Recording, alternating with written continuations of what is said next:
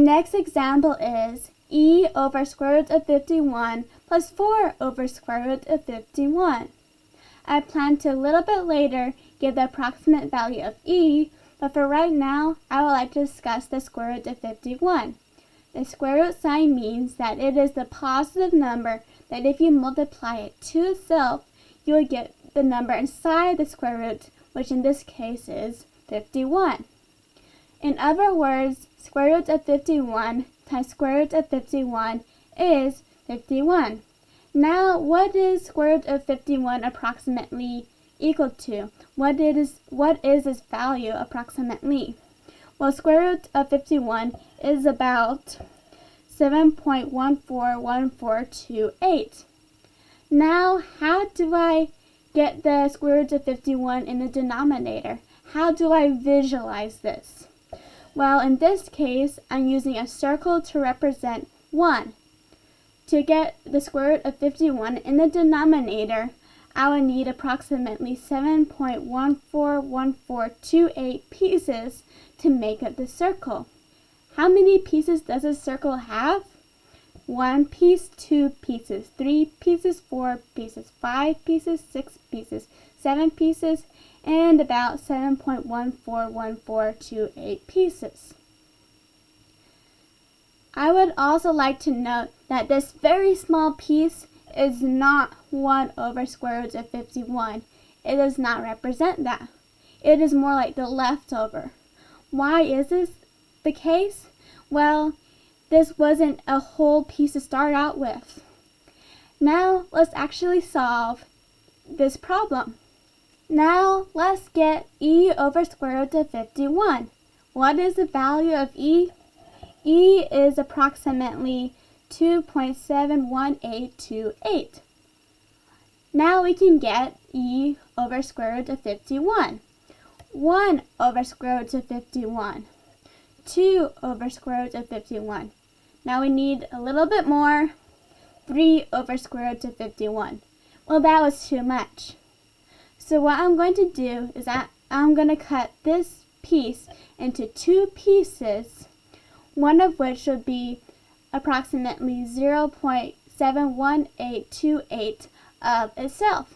Well, let's go and do that. So now we have e over square root of 51. Now let's get 4 over square root of 51 more.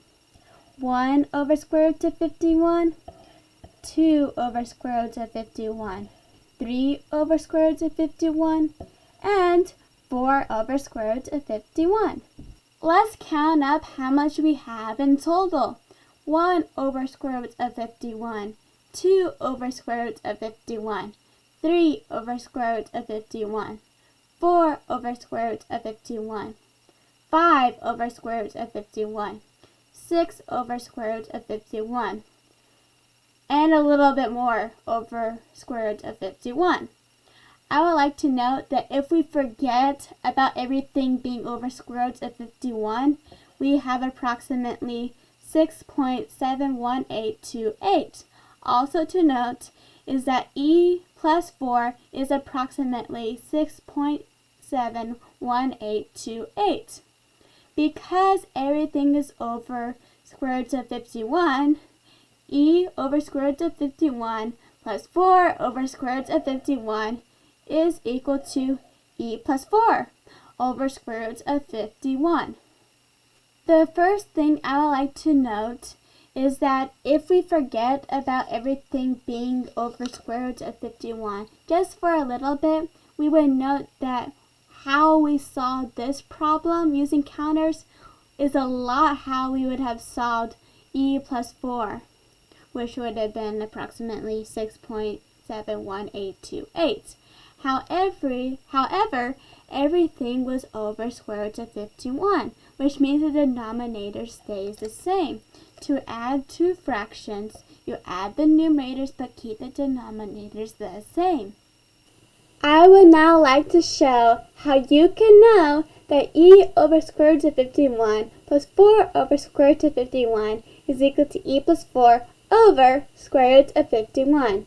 we do not know that this is true yet. We're trying to show that it is true, and that is what the question mark represents.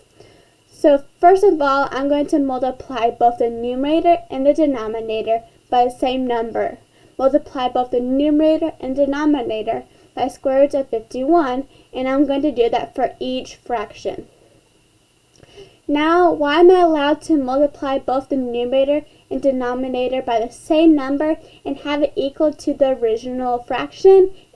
Well, I plan to explain why in a future set of videos, and when I publish that future set of videos, I plan to link that in the description of this video. So anyway, we still do not know that this is true yet. What I'm now going to do is simplify the denominators.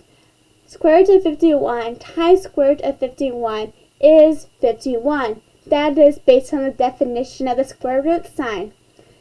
Also, you may wonder, why did I just remove the multiplication signs for the numerators?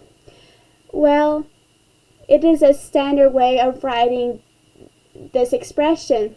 If you have a number and then a square root, if you have them right next to each other, it is generally accepted that you mean that number times the square root number.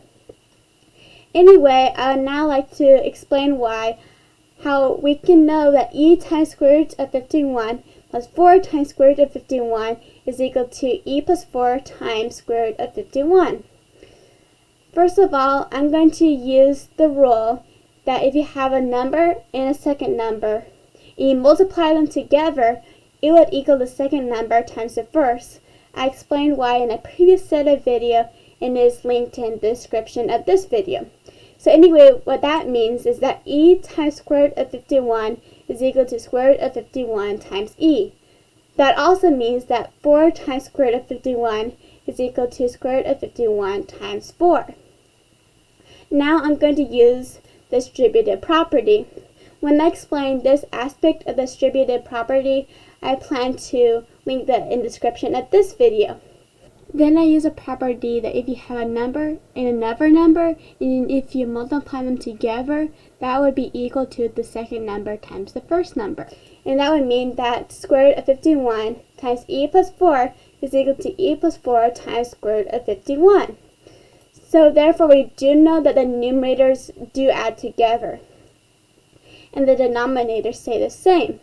We do know this equation is true because we have already seen examples of where you include non-integer numerators but still have positive integer denominators. So we do know it works for you. We do know that you add fractions like adding the numerators and keeping the denominators the same for that type of fractions.